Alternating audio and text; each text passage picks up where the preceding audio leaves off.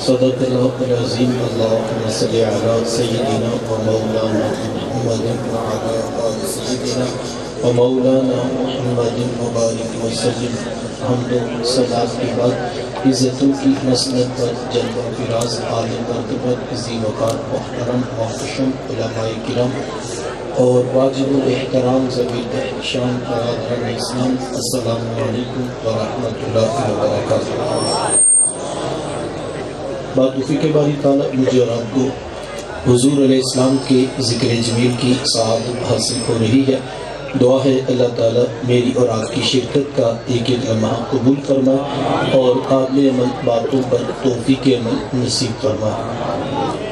آپ جانتے ہیں کہ اللہ کے رسول صلی اللہ علیہ وآلہ وسلم کی جس وقت ولادت ہوئی تو 7 دن تک اپنی والدہ حضرت آمینہ سلام اللہ علیہ کا دودھ پیا۔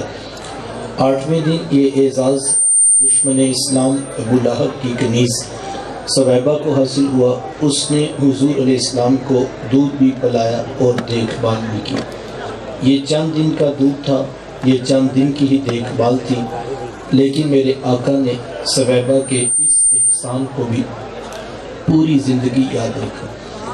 مکے میں تھے تو میری ماں کہہ کے پکارا کرتے، مدنی دور آیا تو یہاں مدینے سے ان کے لیے کپڑے بھی بھجوایا کرتے اور رقم کا بھی بندوبست کیا کرتے۔ یہ ہے شریعت، یہ ہے سیرت جو میرے حضور لے کر آئے۔ میرے حضور تشریف فرماتے، صحابہ بیٹھے تھے، دور سے ایک بوڑھی خاتون کو اپنی طرف آتے دیکھا، نظر پڑی تو میرے محبوب اٹھ کھڑے ہوئے، میری ماں پکارتے ہوئے اور دوڑ لگاتے ہوئے ان کے قریب پہنچے، پھر کندھوں سے وہ چادر اتار کر نیچے زمین پر بچھا دی جسے میں اور آپ کائنات کا قیمتی اثاثہ سمجھتے ہیں۔ اپنی والدہ کو اس چادر کے اوپر بٹھایا، کان لگا کر گھنٹوں ان کی باتیں سنی، اور جب وہ بوڑھی خاتون خود اٹھ کر واپس جانے لگی تو کسی نے راوی سے پوچھ لیا، یہ آنے والی خوش قسمت خاتون کون تھی کہ محبوب علیہ السلام نے کندھوں کی چادر ان کے قدموں کے نیچے بچھا دی؟ تو بتانے والے نے بتایا کہ تمہیں نہیں پتا، یہی تو حضور علیہ السلام کی رضائی والدہ حضرت حلیمہ سعدیہ سلام علیہا۔ سگی ماں تو سگی ماں ہے نا، میرے محبوب علیہ السلام نے تو دودھ پلانے والی ماں کو بھی اتنی عزتیں عطا کی۔ ماں باپ کیا ہوتے ہیں یہ زمانے کو میرے محبوب علیہ السلام نے آ کر بتلایا۔ آقا کریم علیہ السلام ایک دن صحابہ کو نماز پڑھانے آئے، حد نگاہ صحابہ نے اٹھ کر حضور کا استقبال کیا، محبتوں بھرا یہ ہجوم دیکھا تو چھم چھم آنکھوں سے آنسو برسنے لگے۔ ایک ٹھنڈی آہ بری اور کیا فرمایا، لو ادرکت والدیہ او احدہما، کاش آج میرے ماں باپ بھی زندہ ہوتے یا ان میں سے کوئی ایک ہی زندہ ہوتا، پھر میں لوگوں کو نماز عشاء پڑھا رہا ہوتا، اس میں سورہ فاتحہ کی تلاوت کر رہا ہوتا، پھر میری ماں کو میرے ساتھ کوئی کام یاد آ جاتا، وہ دروازے پہ آتی، چلمن سرکاتی، اپنے میٹھے اور پیار بھرے لہجے میں فرماتی، ابنی محمد، میرے بیٹے محمد میری بات تو سنو۔ کہا لوگوں میں نماز کا مصلی چھوڑ کر پہلے ماں کی بات کو سن لیتا۔ زمانے کو عملاً بتایا ماں کا وجود کتنا معتبر ہوتا ہے۔ بیٹیاں کیا ہوتی ہیں یہ زمانے کو میرے محبوب علیہ السلام نے آ کر بتلایا۔ آقا کریم علیہ السلام کی آمد سے قبل آپ تاریخ عرب اٹھائیں، جب کسی کے ہاں بیٹی پیدا ہوتی تو شرم سے اس کا منہ کالا ہو جاتا۔ عزت اور آبرو بچانے کا ایک ہی راستہ ہوتا کہ ظالم باپ ماں کی ممتا بری گود سے پھول جیسی بیٹی چھینتا، گڑھا کھود کے دھکا دے کر اوپر مٹی ڈال دیتا۔ اس کی چیخیں، اس کی سسکیاں، اس کی آہیں اس کے دل پر گداز نہ پیدا کرتا۔ اگر کوئی باپ اتنا ظالم، اتنا سفاک تھا تو وہ اس قابل تھا کہ معاشرے میں سر اٹھا کر جی سکتا ہے، اور اگر کسی کے ہاتھوں میں اتنی سکت نہیں کہ اپنی زندہ بیٹی کا گلا دبا سکے تو اس قابل نہیں تھا کہ معاشرے میں سر اٹھا کر جی سکے۔ یہ عرب معاشرہ ہے جس کو قرآن مجید فرقان حمید نے بھی بیان کیا ہے، وہ عملاً بیٹیوں کو ذبح کیا کرتے اور بہنوں کو زندہ درگور کر دیا کرتے۔ جس دور میں بیٹی ذبح کی جا رہی تھی، جس دور میں بہن زندہ درگور کر دی جاتی، میرے حضور اس دور میں کلمہ حق بلند کیا اور حضور میں بیٹیوں کو ذبح کرنے والوں سن لو، فاطمہ تو بضعۃ منی، میری فاطمہ تو میرے جگر کا بھی ٹکڑا ہے۔ یہ کلمہ محبت بھی ہے، یہ کلمہ جہاد بھی ہے۔ دیکھیں آج میں یا آپ اپنی بیٹی یا بہن کے لیے کوئی پیار بھری بات کہیں تو یہ بہت بڑی بات نہیں ہے۔ آج اس معاشرے میں بیٹی کی عزت ہے، آج اس معاشرے میں بہن کا وقار ہے۔ یوں ہی تو نہیں بوڑھا باپ اپنی جھکی ہوئی کمر پہ بوریاں لاد لاد کے مزدوری کر رہا ہے کہ میں نے اپنی بیٹی کو عزت کے ساتھ رخصت کرنا ہے۔ جوان سال بھائی فیکٹری میں اوور ٹائم لگا رہی ہیں کہ ہم نے بہنوں کو عزت کے ساتھ بیانا ہے۔ یار یہ باپ تو ذبح کرتا تھا، یہ بھائی تو زندہ درگور کر دیتا تھا، یہ تو پیدا ہوتے بیٹی کا گلا گھونٹ دیتے سے، آج یہ بیرون ملک جا کے مزدوریاں کر رہے ہیں۔ آج جب بہن کو رخصت کرنے لگتے ہیں تو بھائی غش کھا کے گر جاتے ہیں کہ ہم سے بہن کی جدائی کا منظر دیکھا نہیں جاتا۔ آج بیٹی رخصت ہوتی ہے تو بوڑھے باپ کی آنکھوں میں آنسو ٹپک رہے ہوتے ہیں، یار کل تلک تو یہ ذبح کر دیتے تھے، کل تلک یہ پیدا ہوتے گلا گھونٹ دیتے تھے، آج یہ مزدوریاں کر کے محنت کر کے بیٹیوں کا جہیز اکٹھا کر رہے ہیں۔ ان کے سینے میں اتنا کوٹ کوٹ کر پیار کس نے بھر دیا؟ جواب ایک ہی ملے گا، یہ فیض ہے آمینہ کے لال کا، یہ فیض ہے میلاد والے آقا کا، جنہوں نے کٹتی بیٹیوں کو عزت اور ذبح ہوتی ہوئی بہنوں کو زندگی کی بہاریں عطا فرمائیں۔ آقا کریم علیہ السلام ایک دن گھر تشریف لائے تو ام المومنین حضرت سیدہ عائشہ صدیقہ رضی اللہ تعالی عنہا عرض کرتی ہیں کہ حضور آج بڑا عجیب واقعہ ہوا۔ حضور میں عائشہ آج کیا ہوا؟ عرض کی حضور ایک حبشیہ نیاد عورت آئی اور اس کے دروازے پر آ کر صدا لگائی۔ میں نے گھر میں تلاش کیا کہ کوئی چیز مل جائے تاکہ میں سائل کو صدقہ کر دوں۔ تلاشی بسیار کے بعد مجھے صرف ایک کھجور ملی اور میں اس کو وہی صدقہ کر دیا۔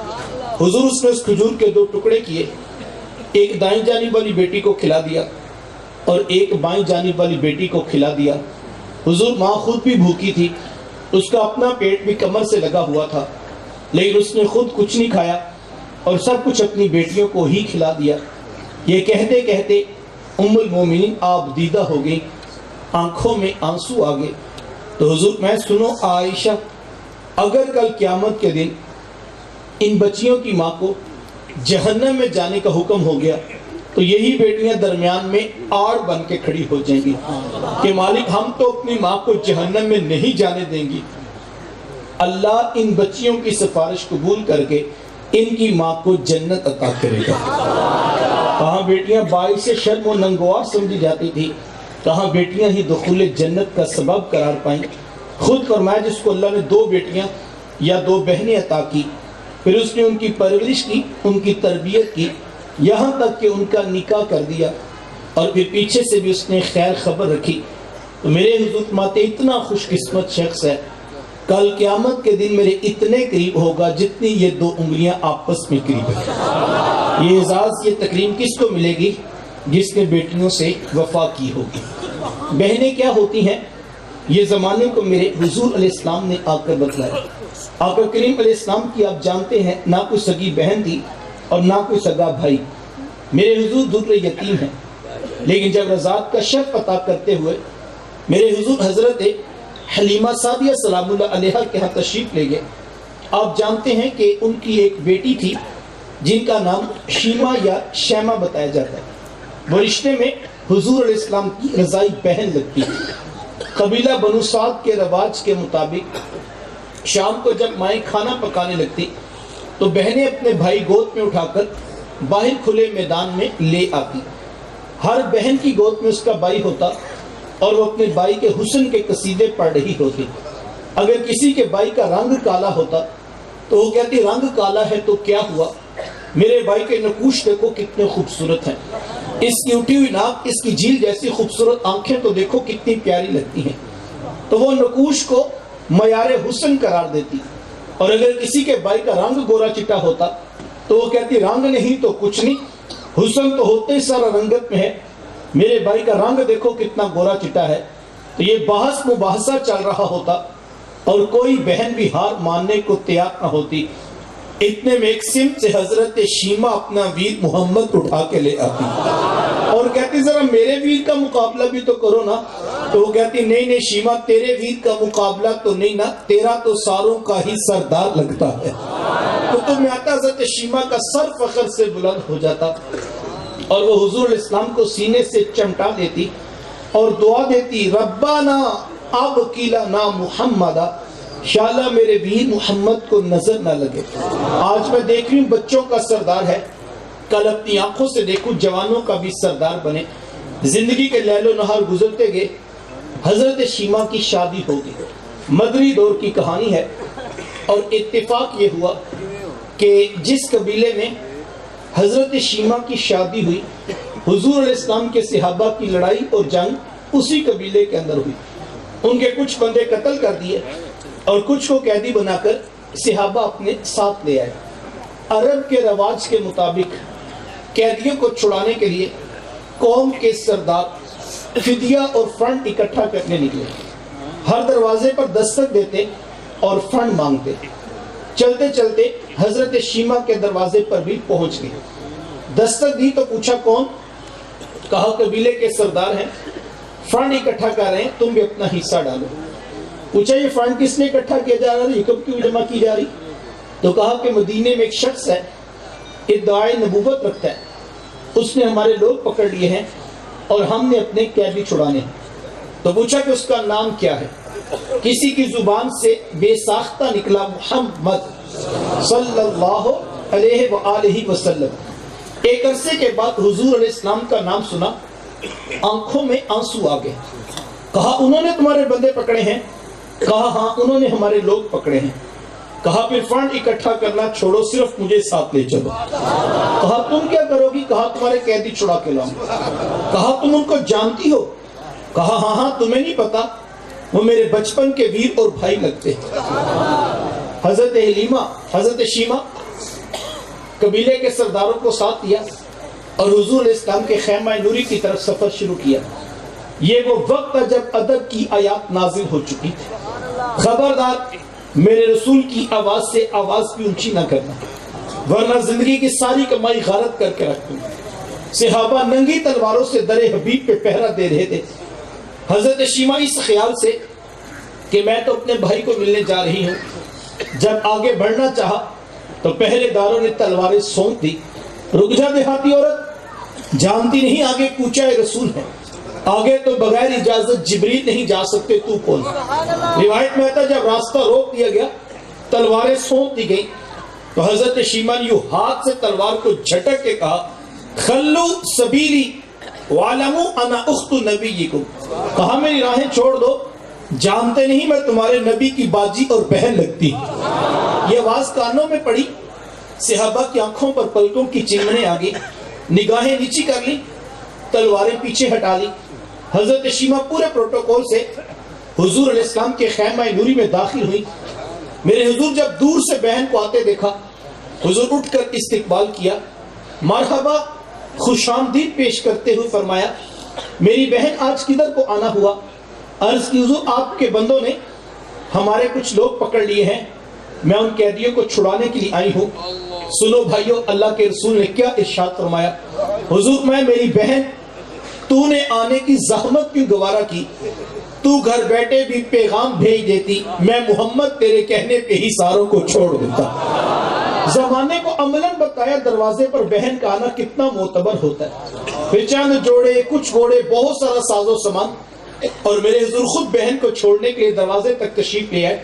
صحابہ نگاہیں نیچی کیے، محبوب علیہ السلام کے ادب میں کھڑے تھے کہ حضور میں صحابہ میں جب بھی قیدی چھوڑا کرتا ہوں پہلے تم سے مشورہ کیا کرتا ہوں، آج پہلا موقع ہے، میں قیدی بھی چھوڑ رہا ہوں اور میں نے مشورہ بھی نہیں کیا ہے۔ عرض کی اے بندہ نواز، آپ مالک کل کائنات ہیں، آپ جو چاہیں کریں، ہم کون ہوتے ہیں بلا درمیان میں مشورہ دینے والے، لیکن حضور جی اتنا تو بتائیے آج کون سی خاص بات تھی کہ آپ نے مشورہ بھی ضروری نہیں سمجھا؟ حضور میں صحابہ آج میرے دروازے پر میری بہن آ گئی تھی، اور جب بہنیں دروازے پہ آ جائیں اللہ کا رسول انہیں خالی نہیں موڑا کرتا۔ زمانے کو عملاً بہن کا رشتہ میرے محبوب علیہ السلام کی دہلیز سے ملا ہے۔ توجہ چاہوں گا، وقت سمٹ رہا ہے۔ جس دور میں بیٹی ذبح کی جا رہی تھی، جس دور میں بہن زندہ درگور کر دی جاتی، جس دور میں ماں جیسا رشتہ بھی منڈیوں اور بازاروں میں بک جاتا تھا، اس دور میں بیوی کی کیا حیثیت ہوگی؟ جبکہ آج کے اس تہذیب یافتہ دور میں بھی کچھ لوگ بیوی کو پاؤں کا جوتا خیال کرتے ہیں۔ یہ زمانہ جاہلیت کی باتیں ہیں۔ آقا کریم علیہ السلام نے ازواج مطہرات کے ساتھ جو حسن سلوک کی داستانیں رقم کی ہیں، زمانہ ان کی مثال نہیں لا سکتا۔ کسی کو میرے حضور حمیرہ کہہ کے پکارتے ہیں، تو کسی کے لیے بکری کا بچہ ذبح کرتے ہیں اور گوشت کے مختلف ٹکڑے ان کی سہیلیوں کے ہاں بیچتے ہیں۔ حضور کثرت کے ساتھ حضرت خدیجہ الکبریٰ رضی اللہ تعالیٰ عنہا کا ذکر کیا کرتے۔ حضرت سیدہ عائشہ صدیقہ رضی اللہ تعالیٰ عنہ فرماتی ہے کہ میرا جو ان سے رشتہ تھا ایک دن میری زبان سے بے ساختہ نکل گیا کہ حضور اللہ نے آپ کو بہتر ازواج عطا کر دی اور آپ ابھی تک اس بوڑھی عورت کا ذکر نہیں بھولے۔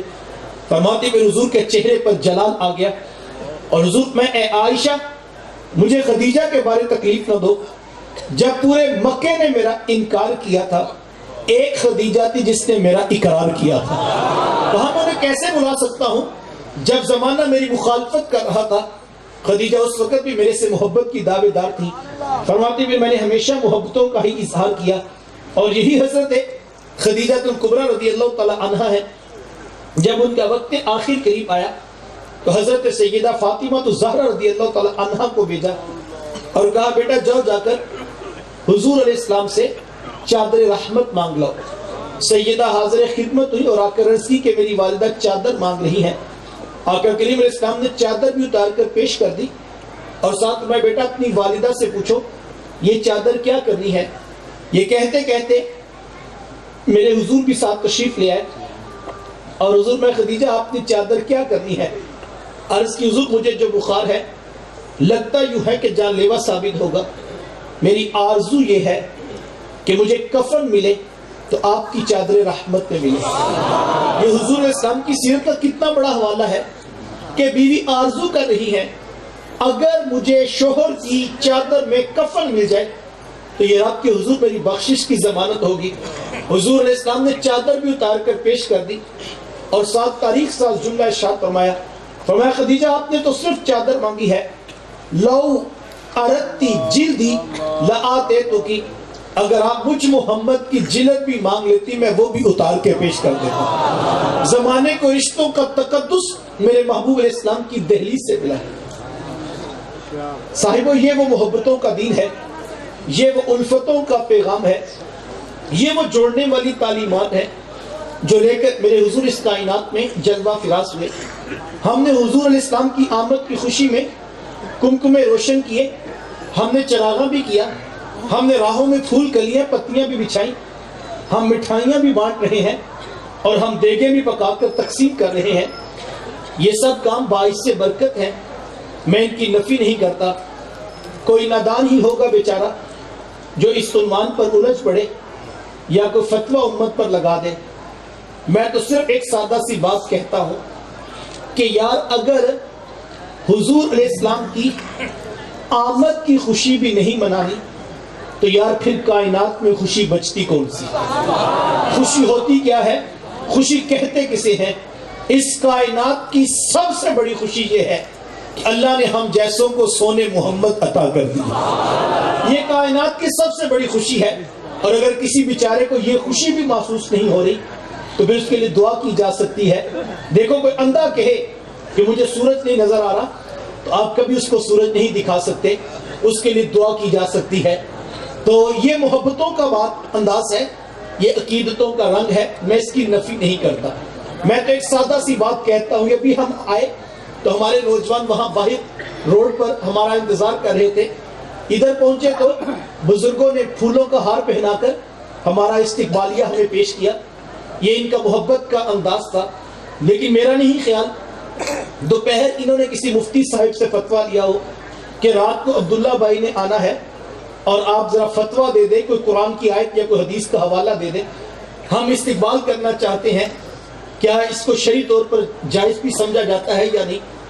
میرا نہیں خیال انہوں نے پہلے کسی سے فتویٰ لیا ہوگا، اور اگر انہوں نے فتویٰ لیا نہیں ہے تو میں یقین سے کہہ سکتا ہوں کل ان کے اوپر کوئی فتویٰ لگے گا بھی نہیں۔ کیوں؟ کیونکہ استقبال تو انہوں نے بھی کیا اور اتنے مجمع کے سامنے کیا، کیوں نہیں فتویٰ لگے گا؟ اس لیے کہ سب لوگ جانتے ہیں، سب لوگ اس بات کو مانتے ہیں کہ جب کوئی شخص آئے آنے والے کا استقبال کیا جاتا ہے۔ مسلک تو مسلک، اس میں کسی مذہب کا بھی اختلاف نہیں، یہودیت، عیسائیت، سکھزم، ہندوازم، آپ دنیا کا کوئی مذہب اٹھا لیں، تمام مذاہب اس بات پر متفق ہیں کہ آنے والے کا استقبال کرنا چاہیے۔ اور اگر میں اس سے بھی آگے کی بات کروں، جن لوگوں کے پاس مذہب نام کی بھی چیز نہیں، انہوں نے بھی ایک اخلاقی ضابطہ مورل ویلیوز کا لکھا ہے کہ جب کوئی شخص آئے تو اس کا استقبال کرنا چاہیے۔ انسانوں کی بستی ہو سے ہی، انسان رہتے ہو سے ہی اصول، ضابطہ، قانون یہ ہے کہ جب کوئی شخص آئے آنے والے کا استقبال کرنا چاہیے۔ کیا خیال ہے یار، کوئی آئے تو استقبال کرنا چاہیے، نبیوں کے امام آئے تو استقبال نہیں کرنا چاہیے، محبوب خدا آئے تو استقبال نہیں کرنا چاہیے، وہ آئے جن کے پیچھے 1.25 لاکھ کے قریب نبی ہاتھ باندھ کے کھڑے ہوں تو پھر استقبال نہیں کرنا چاہیے؟ یہ تو اختلاف کا موضوع ہی نہیں تھا، یہ تو جھگڑے کا عنوان ہی نہیں تھا، یہ تو نہ جانے کس نے ستم ڈھایا کہ جس نام پہ امت نے جڑنا تھا اس نام پہ بھی فتوے لگا کے امت کو توڑ کے رکھ دیا۔ تو یہ تو اختلاف کا عنوان ہی نہیں تھا۔ اور میں ایک اور بات بھی کہتا ہوں یار، یہاں تو کاغذ کی جھنڈیوں پر اختلاف ہے، یہاں تو مصنوعی پھولوں پر بھی فتوے ہیں۔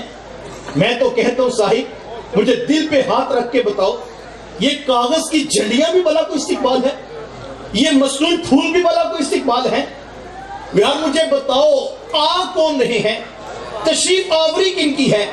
جلوہ فراز کون ہو رہے ہیں؟ جناب آ وہ رہے ہیں جن کے پیچھے 1.25 لاکھ کے قریب نبی ہاتھ باندھ کے کھڑے ہیں۔ آ وہ رہے ہیں جو نبیوں کے بھی امام ہیں، آ وہ رہے ہیں جو محبوب خدا ہیں، آ وہ رہے ہیں جن کے پیچھے ماہ خوبہ، شہنشاہ حسینہ جناب یوسف علیہ السلام کھڑے ہیں، آ وہ رہے ہیں جن کے پیچھے موسیٰ کلیم اللہ کھڑے ہیں، جن کے پیچھے عیسیٰ روح اللہ کھڑے ہیں۔ تو مجھے بتاؤ، اتنی بلند ہستی جلوہ فراز ہو رہی ہوں تو یہ کاغذ کی جھنڈیاں کوئی استقبال تو نہیں ہے، یہ مصنوعی پھول کوئی استقبال تو نہیں ہے۔ اور میں کہتا ہوں یار، یہاں تو کاغذ کی جھنڈیوں پر بھی جھگڑے ہیں۔ میں کہتا ہوں میاں ہمارا تو بس نہیں چلتا، ورنہ دل کاٹ کے محبوب کی راہوں میں رکھ دے۔ یہ کاغذ کی جھنڈیاں کیا ہیں؟ یہ تو محبتوں کا استقبال۔ اور ہم کیا استقبال کریں گے یار؟ استقبال تو اس دن ہوا تھا جب حضور حضرت آمینہ کے آنگن میں جلوہ فراز ہوا۔ فرماتی اتنے روشنیاں، اتنے اجالے، اتنے چراغ اترے کہ میں بیٹھی مکے میں تھی، شام کے محلات بھی دیکھ رہی تھی۔ شرق کے جانور غرب کی طرف، غرب کے جانور شرق کی طرف دوڑ لگا رہے تھے اور ایک دوسرے سے ملاقات کر کے کہہ رہے تھے مبارک ہو آمینہ کے گھر مصطفیٰ تشریف لے آئے۔ آواز آتی بخن قبض محمد، مبارک ہو پوری دھرتی پہ سونے محمد کا قبضہ ہو گیا۔ تو ہم کیا استقبال کریں گے؟ یہ استقبال نہیں ہے صاحب، یہ تو صرف محبتوں کا اظہار ہے۔ یہ تو ہم کمزور لوگ کر کچھ نہیں سکتے، تو اپنی طاقت کے مطابق پھول رکھ کے بیٹھے ہیں۔ اور ورنہ میں یہ کہہ دوں آپ کو بھی، یہ جو استقبال ہوتا ہے نا، یہ دلائل کے ساتھ نہیں ہوتا۔ ہم نے دوپہر فون کر کے نہیں کہا تھا کہ آپ ہمیں ہار پہنائیں گے تو پھر ہم استقبال قبول کریں گے۔ اگر ہم نے کہا نہیں، لیکن میں نے پہلی بار دیکھا ان کو، لیکن یہ آج پھول لے کر کھڑے تھے، تو وجہ کیا تھی صاحب؟ استقبال کے لیے دلیل، فتوے یا حوالے کی ضرورت نہیں ہوتی۔ دل میں پیار ہونا تو دل کرتا ہے آنے والے کا استقبال ہونا چاہیے۔ الجھنے کی ضرورت نہیں، دعا کیجئے دل میں پیار ہوا، جیسے ربیع الاول کا چاند چڑھے گا دل کرے گا کمکمے بھی ہوں، روشنیاں بھی ہوں، چراغ بھی ہوں، مٹھائیاں بھی بٹیں، دیگیں بھی تقسیم ہو، محبوب کا ذکر بھی سجے۔ تو یہ تو محبتوں کا رنگ ہے، اس میں الجھنے کی ضرورت نہیں، اس میں دعا کرنے کی ضرورت ہے۔ تو یہ کمکمے، یہ روشنیاں، یہ چراغ، یہ پھول، یہ کلیاں، یہ مٹھائیاں، یہ دیکھیں یہ سب باعث برکت ہے۔ لیکن ایک بات یاد رکھنا جوانوں، یہ سب کچھ باعث برکت ہونے کے باوجود بھی یہ سب کچھ آغاز سفر ہے، منزل نہیں ہے۔ منزل میرے حضور کی ذات ہے، منزل میرے محبوب کا پیغام ہے، منزل ان کی سیرت ہے، منزل ان کا اسوہ نور ہے۔ تو بڑا نادان ہوگا نا وہ بیچارہ جو آغاز کی جھنڈیوں پہ الجھ پڑا اور ساری زندگی اسی پہ فتوے لگاتے گزر گئی، حالانکہ ایک لمحہ آگے جھانک کر دیکھتا تو اس کو پتہ لگتا یہ تو صرف کمزور لوگوں کا اظہار محبت ہے، اصل تو حضور کی ذات ہے، منزل تو محبوب ہے، منزل تو ان کی سیرت ہے۔ اچھا اگر وہ نادان ٹھہرا جو آغاز کی جھنڈیوں پہ الجھ پڑا اور آگے چلنے کے لیے ساتھ تیار نہ ہوا، تو وہ بھی تو کوئی عقل مند نہیں ہوگا یار، جو ساری رات جھنڈیاں ٹانگتا رہا، چراغوں میں تیل ڈالتا رہا، کمکمے لا کے لگاتا رہا، مہکتے پھول بھی رکھے، کلیاں بھی رکھی اس نے، لیکن جب محبوب کی آنکھوں کی ٹھنڈ کا ویلا آیا اس کی بھی آنکھ لگی ہوئی، وہ بھی نہیں اٹھا، تو منزل تو اس کو بھی نہ ملی۔ کوئی آغاز کی جھنڈیوں میں الجھ گیا اور وہ آگے چلنے کے لیے تیار نہیں، اور کوئی جھنڈیوں کو سب کچھ سمجھ کے وہی کھو گیا اور وہ بھی مسجد میں آنے کے لیے تیار نہیں، تو منزل تو اس کو بھی نہ ملے گی۔ تو جو الجھ جائیں ان کو بھی منزل نہ ملے، اور جو جھنڈیوں میں کھو جائیں وہ بھی پیچھے رہ جائیں۔ منزلیں ان کو ملیں گی جو صبح سویرے تہجد میں وضو کر کے سونے محمد پہ درود پڑھ رہے تھے، جو منزلوں کی راہوں پہ تھے، جو فجر کی نماز پہ بھی اسی طرح کھڑے تھے، جو صرف رات گئے تک محبوب کے ذکر میں نہیں، وہ صبح فجر میں محبوب کی آنکھوں کی ٹھنڈ کے ویلے بھی جاگ رہے تھے، کیونکہ ان کو پتا تھا اس سے محبوب کو خوشی ہوتی ہے، اس سے محبوب کو راحت ملتی ہے۔ اللہ اکبر۔ وہ گھر میں آئے تو بیٹیوں کے سروں پہ شفقت کے ہاتھ بھی رکھ رہے تھے، دوستوں میں بیٹھے تو لہجوں کی مٹھاس بھی دے رہے تھے، دکان پہ بیٹھے تو کاروبار میں بھی سچ بول رہے تھے، دھوکہ نہیں دیتے تھے، جھوٹ نہیں بولتے تھے، فراڈ نہیں کرتے تھے، خیانت نہیں کرتے تھے، بلکہ کسی نے آ کر یہ بھی کہا کہ میاں پوری مارکیٹ تو جھوٹ بولتی ہے، ساروں کا کاروبار تو دھوکے پہ چلتا ہے، آپ سچ کیوں بولتے ہیں؟ اس نے کہا میاں کوئی الجھا ہوا ہے، کوئی کھویا ہوا ہے، ہم تو سونے محبوب کی منزل پہ جا رہے ہیں، ہم تو دم دم اپنے رسول کے پاس جانا ہے، ہم نے یہی تھوڑی رہ جانا ہے، ہم نے تو قدم کے قدم ملا کر محبوب کی سیرت کو اپنانا ہے۔ تو منزل کو کبھی نہ بھولنا، منزل کی طرف سفر جانا ہے، اور میلاد کا مقصد بھی یہ ہے اور میلاد کا مقصود بھی یہی ہے۔ میلاد والوں کی منزل کیا ہے؟ میں اپنی پوری بات کو 2 جملوں میں کہوں تو میرے شیخ طریقت فرمایا کرتے ہیں کہ بیٹا یہ نہ ہو کہ لوگ تم سے پوچھیں کہ تم کون ہوتے ہو اور تم پاسپورٹ سے مذہب کا خانہ دکھاؤ، یہ دیکھیے اسلام لکھا ہے ہم مسلمان ہوتے ہیں۔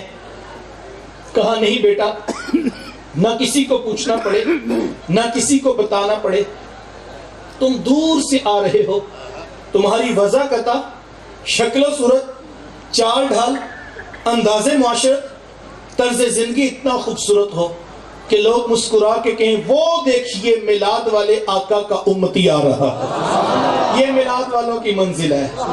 ہم اگر ساری رات نعرے مارتے رہیں اور صبح فجر کے وقت کوئی مسجد میں 10 لوگ ہوں تو پھر یہ جھنڈیاں، یہ کمکمے بھی ہم سے پوچھ رہے ہیں کہاں گے وہ عاشق جو رات کو تڑپ رہے تھے، جو رات کو جو ہے وہ زور لگا کے سینے کا نعرہ لگا رہے تھے، صبح محبوب کی آنکھوں کی ٹھنڈ ویلے وہ کہاں ہیں؟ تو پھر یہ کمکمے بھی پوچھتے ہیں، یہ جھنڈیاں بھی سوال کرتی ہیں، یہ روشنیاں بھی پوچھ رہی ہیں، یہ مہکتے پھول بھی پوچھ رہے ہیں وہ عاشق کہاں پر ہیں۔ تو ہم نے صرف آدھی منزل کا نہ الجھ کے وقت ضائع کرنا ہے، نہ کھو جانا ہے، ہم نے تو دم دم اپنے محبوب کے پاس جانا ہے اور ہم نے اپنے محبوب کی راہوں کو اپنانا ہے۔ سیرت کے ان پہلوؤں پہ غور کیجئے، محبوب علیہ السلام کی آنکھوں کی ٹھنڈک کا سما کیجئے۔ آپ سرے شام سے بیٹھے ہیں، اب آدھی رات بیت چکی ہے، برکت کی بات ہے، میں اس کا انکار نہیں کرتا، لمحہ لمحہ باعث برکت ہے، لیکن اگر کسی کی صبح کی 5 نمازیں بھی رہتی ہیں، میں اس کو کہنا چاہوں گا یوں ہی اٹھ کے جا کے سو نہ جانا، آج جب گھر جاؤ نئے جذبے کے ساتھ وضو کرو، دروازہ بند کر لو، کوئی دیکھنے والا نہ ہو، ایک میں ہوں ایک میرا رب ہو، پہلے فجر قضا کرو، پھر ظہر قضا کرو، پھر عصر قضا کرو، پھر مغرب قضا کرو، اور پھر عشاء کی رکعتیں مکمل کر کے جب ادا کر لو، ہاتھ جوڑ کر اس سے معافی مانگو اور عرض کرو مالک آج دیکھ تیرا بندہ تیری دہلیز پہ واپس پلٹ کے آیا ہے، کیا تو اپنے بندے کو معاف نہیں کرے گا؟ آج مجھے اپنے محبوب کی آنکھوں کی ٹھنڈک کا سما کرنے کا موقع دیا ہے، مولا کرم فرما زندگی کی آخری سانس تک میری کوئی نماز قضا نہ ہو۔ تو یہ میلاد والے کا حقیقی پیغام ہے، ہمیں اس عنوان پر کام کرنے کی ضرورت ہے، محنت کرنے کی ضرورت ہے۔ جب تک ہم ان راہوں پر نہیں آئیں گے میلاد والے آقا خوش نہیں ہوں گے۔ یہ بہت اچھے، بہت برکت کے کام ہے، لیکن اس کو منزل نہ سمجھنا۔ میں نے لاہور میں کسی دوست سے پوچھا کہ آپ چھٹی کس دن کرتے ہیں، تو اس نے کہا کہ ہم کوئی چھٹی نہیں کرتے۔ میں نے کہا نہیں، کچھ لوگ جمعے کو کرتے ہیں، کچھ اتوار کو کرتے ہیں۔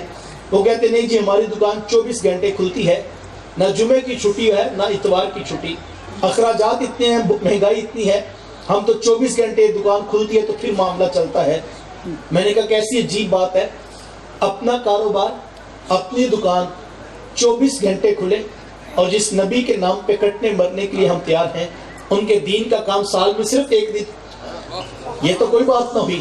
اگر یہ سالانہ جلسہ ہی ہمارا صرف دین کا کام ہے، اور ہم 364 دن، میں نے جو عارف والا والی سائٹ پہ کبھی درس دیا تھا، تو دھند کا موسم تھا اور میں کچھ 6 گھنٹوں میں وہاں پہنچا اور خطاب مکمل ہوا تو 1 بج گیا۔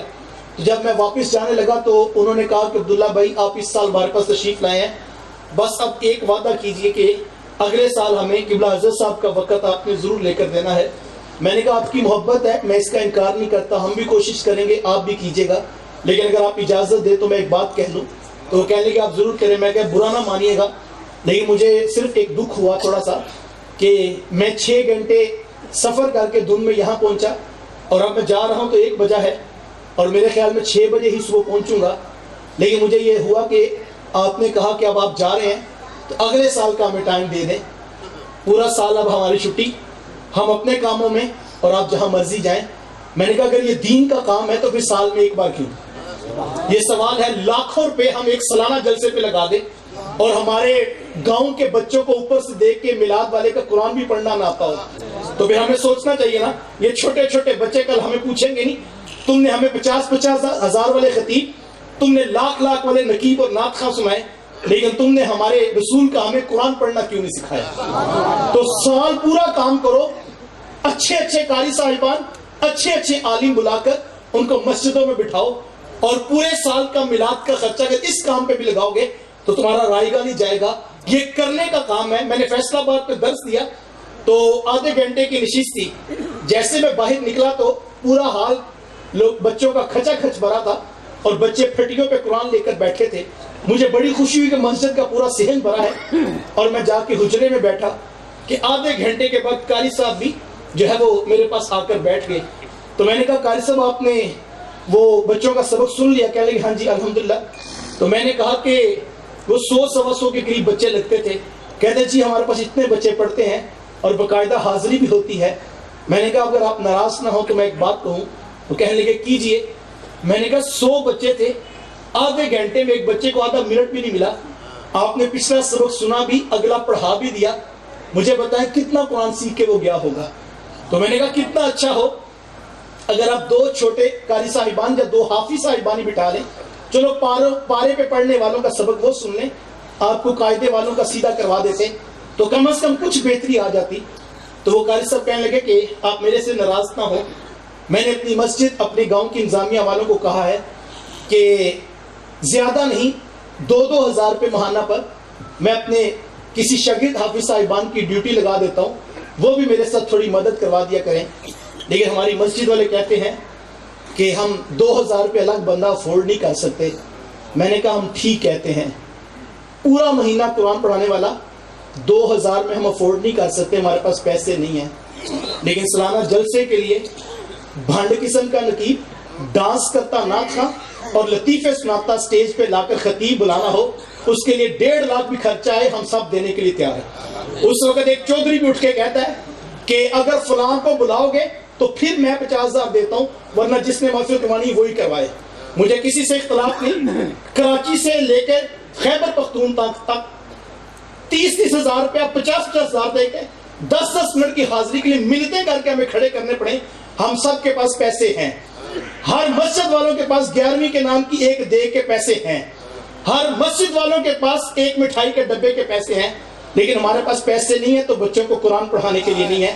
کل یہ بچے ہم سے پوچھیں گے نہیں تم نے ہند سندھ کے خطیب ہمیں سنائے, تم نے ڈانس کرتے نعت خواں ہمیں سنائے, تم نے رنگ برنگ کے کپڑے پہن کے اسٹیج پہ ڈرامہ لگانے والے خطیب بھی ہمیں سنائے, تمہیں ہمیں سونے رسول کا قرآن کیوں نہیں سکھایا؟ یہ میرے پہ بھی سوال ہے, یہ آپ پر بھی سوال ہے.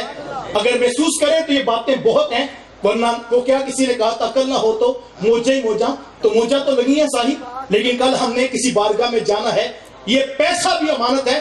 کل وہ رب پوچھے گا تم نے ہیجڑوں پہ پیسے اڑائے, تم نے 2 نمبر خطیبوں پہ نعت خوانوں پہ جو دین کا تماشا اڑانے والے تھے تم نے ان کے اوپر تو پیسے لگائے, تم نے میرے رسول کا قرآن کیوں نہیں سکھایا؟ یہ میں نے بھی سوچنا ہے, یہ آپ نے بھی سوچنا ہے. یہ باتیں تلخ ہو سکتی ہیں لیکن یہ حقیقت سے ہٹی ہوئی نہیں ہے. کیا کوئی شخص کہہ سکتا ہے کہ حضرت ہمارے پورے گاؤں میں بچوں کو قرآن پڑھنا آتا ہے؟ ہم کوئی نہیں دعویٰ کر سکتے. میں یہ گجرات والی سائڈ کسی گاؤں پہ درس دیا تھا, تو بعد میں کھانے پہ بیٹھے تو قاری صاحب کہنے لگے کہ میں نے پوچھا آپ کیا کرتے ہو؟ کہتے ہیں بچوں کو قرآن پڑھاتا ہوں. تو میں نے کہا کہ آپ کس ٹائم پڑھاتے ہیں؟ وہ کہتے ہیں میں ظہر سے لے کے رات 9 بجے تک پڑھاتا ہوں. تو میں نے کہا آپ ٹیوشن پڑھاتے ہیں گھر جا کے؟ کہتے نہیں میں مسجد میں پڑھاتا ہوں.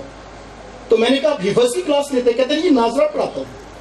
تو میں نے کہا کہ صاحب وہ تو یا فجر کے بعد آدھا گھنٹہ کلاس لگتی ہے یا مسجد میں عصر کے بعد کلاس لگتی ہے, آپ ظہر سے لے کر 9 بجے تک کون سا قرآن پڑھاتے ہیں, ناظرہ پڑھاتے ہیں؟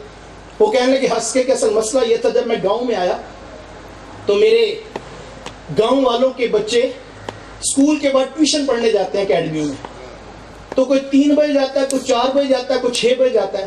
تو میں نے ایک دن لوگوں کو جمع کر کے کہا میں بیٹھا ہوں, تمہارا بچہ جب فارغ ہو تم بھیج دینا, میں سونے محمد کا قرآن سکھا دوں گا. کہ حضرت میں 2 بجے سے لے کے رات 9 بجے تک سناتا ہوں.